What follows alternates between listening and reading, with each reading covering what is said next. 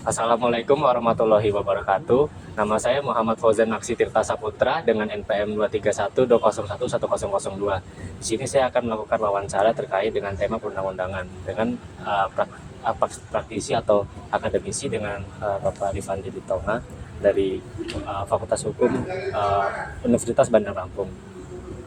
Izin Bapak saya pertanyaannya. Jadi ini Bapak, pertanyaan pertama saya ini, menurut Bapak sendiri, apa tahapan paling penting dalam proses pembentukan peraturan perundang-undangan Bapak, menurut Bapak sendiri? Baik, terima kasih Maksi. Saya merasa sangat bangga pada pagi yang sangat cerah ini di bawah pohon yang rindang. Saya diberikan kesempatan untuk dilakukan wawancara oleh Maksi. Ini mata kuliah. Ya, mata kuliah hukum perundang-undangan Bapak. Mata kuliah hukum perundang-undangan. Baik. Yang pertama, perkenalkan lagi. Tadi walaupun sudah dikenalkan, saya perkenalkan.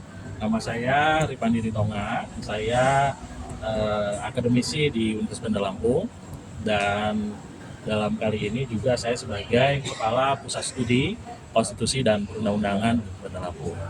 Memang sangat menarik kalau kita berbicara tentang penyusunan peraturan perundang-undangan. Nah, berkaitan dengan pertanyaan pertama lagi, terkait dengan permasalahan tahapan penyusunan peraturan perundang-undangan, tentu sama-sama kita boleh ketahui itu ada penyusunan tingkat peraturan perundang-undangan di pusat maupun di daerah. Nah, tentu setiap penyusunan peraturan perundang-undangan baik itu pusat maupun daerah itu harus masuk ke dalam prolegnas maupun prolegnas. Nah, seperti itu. Itu tahap pertama yang menjadi acuan atau target pemerintah pusat, dalam hal ini eksekutif dan legislatif. Begitu juga di tingkatan daerah, baik itu di gubernur, bupati, wali kota bersama Dewan Perwakilan Rakyat di masing-masing tingkatan. Seperti itu. Gitu.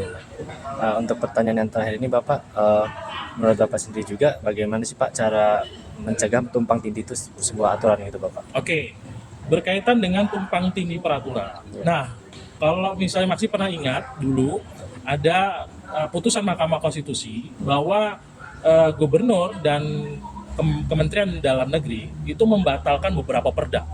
Nah, dulu ada sekitar berapa ratus kalau tidak seperti itu Mendagri itu punya kewenangan untuk membatalkan. Tapi pasca putusan Mahkamah Konstitusi, ya kan, pembatalan itu peraturan daerah itu hanya dapat dilakukan oleh Mahkamah Agung. Nah, itulah makanya ada namanya judicial review di Mahkamah Agung. Nah, kewenangan untuk judicial review kan ada dua. Mahkamah Konstitusi itu punya kewenangan untuk melakukan judicial review terhadap undang-undang. Tapi peraturan perundang-undangan yang berada di bawah undang-undang, itu kewenangan untuk membatalkannya itu adalah Mahkamah Agung. Nah, jadi perda itu yang bisa membatalkannya itu adalah Mahkamah Agung.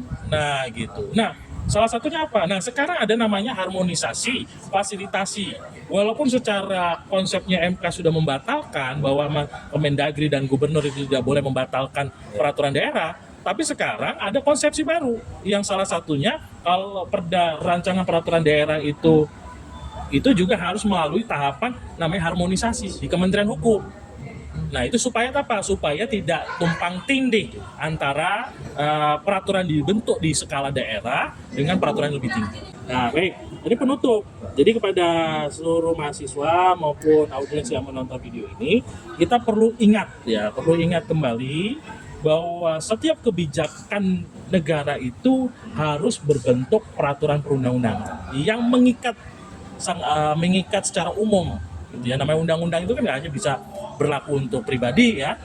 Kalau misalnya perjanjian undang-undang peraturan daerah itu berlaku secara luas. Nah, jadi kalau di dalam konteks pidana tidak ada sanksi, tidak ada pelanggaran hukum kecuali itu semua diatur dalam penormaan di dalam undang-undang. Mungkin itu. Terima kasih Maksi. Iya Bapak, sama-sama Bapak. Terima kasih banyak.